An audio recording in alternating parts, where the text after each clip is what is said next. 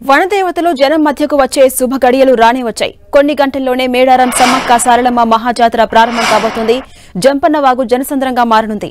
కీకర అరణ్యం జనారణ్యంగా మారనుంది. ఆదివాసీ సంస్కృతి సాంప్రదాయాలకు ప్రతిబింబంగా నిలిచే మేడారం జాతరకు ఇవాళ తొలి ఘట్టం ప్రారంభం కాబోతుంది. తల్లులు వనం వీడి జనం మధ్యకొచ్చే అసలైన మహాజాతర మొదలు కాబోతోంది. ఇవాళ కన్నెపల్లి నుంచి సారలమ్మ దేవతను గద్దకు తీసుకొస్తారు. మేడారానికి 3 కిలోమీటర్ల దూరంలోని కన్నెపల్లి నుంచి సారలమ్మలను అధికారిక లాంఛనాలతో తీసుకురావడానికి పూజారులు సర్వం సిద్ధం చేసుకున్నారు. గ్రామస్తులు సారలమ్మ ఆలయానికి చేరుకుని పూజలు ప్రారంభించారు. ఇక సాయంత్రం ముంటెలో అమ్మవారిని తీసుకుని మేడారానికి బయలుదేరబోతున్నారు. జంపన్న వాగు నుంచి మేడారంలోని సమ్మక్క ఆలయానికి చేరుకుని అక్కడ కాసేపు సేద తీరి గద్దకు చేర్చుతారు.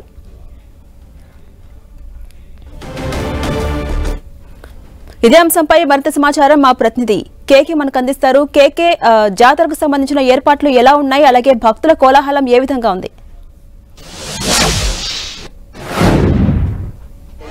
మొత్తంగా కూడా ఆదిపరాశక్తి సమ్మక్క సారలమ్మకు సంబంధించినటువంటి జాతర ప్రపంచంలోనే అతిపెద్ద గిరిజన జాతర. ఈ జాతరకు సంబంధించి ప్రభుత్వం ఇప్పటికే అన్ని ఏర్పాటు చేశామని చెప్పేది. ఇప్పటికీ జాతరకు సంబంధించి ఈ రోజు తొలి ఘట్టం అనేటువంటిది ప్రారంభం కాబోతుంది. సమ్మక్కకు సంబంధించినటువంటి ముద్దుల బిడ్డ కన్నెపల్లి ఒడి నుంచి ఈ రోజు కన్నతల్లి ఒడికి చేరుకోబోతుంది. ఇప్పటికే పెద్ద ఎత్తున భక్తులు మేడారం చేరుకున్నారు. చాలా మంది భక్తులు ఇక్కడ అసౌకర్యంగా ఉందని చెప్పి ఆవేదన వ్యక్తం చేస్తున్నారు. కొంతమంది భక్తులు ఏం జరిగిందంటే అంటే మీకు ఎందుకు లైన్ లో వాటర్ లేవండి? మీరు ఇవన్నీ కాదు, పిల్లలు కానీ పెద్దలు కానీ సపరేట్ లైన్లు పెట్టాలి. మన డిపార్ట్మెంట్ ఉండేందుకు వాళ్ళు కూడా హెల్ప్ చేస్తలేరు ఎవరు కానీ. లైవ్ వాటర్ పెట్టాలి, కనీసం నీళ్ళని అమ్మియాలి వాళ్ళకు. చిన్న పిల్లలు ఉన్నారు, పెద్ద పిల్లలు నీళ్లు లైన్ లో నీళ్లు ఉండవా అండి? కనీసం అర్థం చేసుకోండి. మీరు కూడా ఎంతో మంది వస్తున్నాము అమ్మవారి దగ్గరికి. ఎక్కడి నుంచి వచ్చారు? వచ్చాను అస్సినాపూర్. మాకు కూడా వాటర్ కావాలి. మెయిన్ వాటర్ ఇస్తే చాలు. వాటర్ ఉండాలి కదా కంపల్సరీ. చిన్న చిన్న పిల్లలు ఉన్నారు, వాటర్ లేకపోతే ఎట్లా? అర్థం చేసుకుని మరీ అది ఒకటి చెప్పేది అంతే.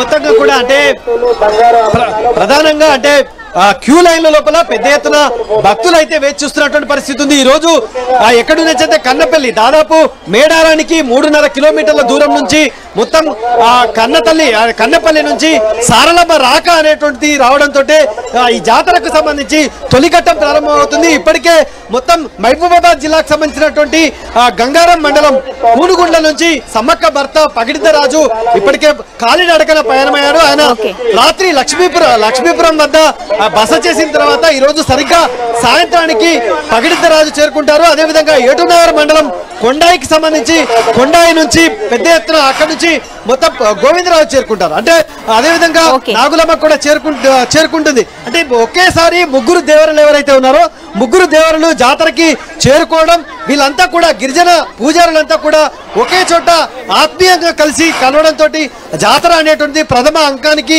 తెరలేస్తుంది.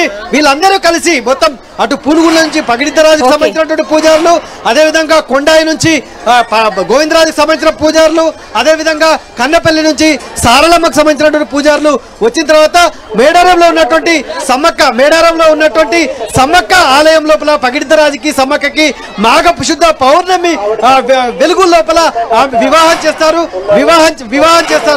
ఆ వివాహం చేయడంతో మొత్తంగా కూడా వీళ్ళంతా కూడా సారలమ్మను గద్దెకి చేర్చుకోవడంతో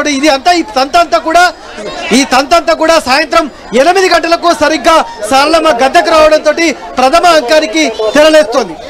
థ్యాంక్ యూ కేకే.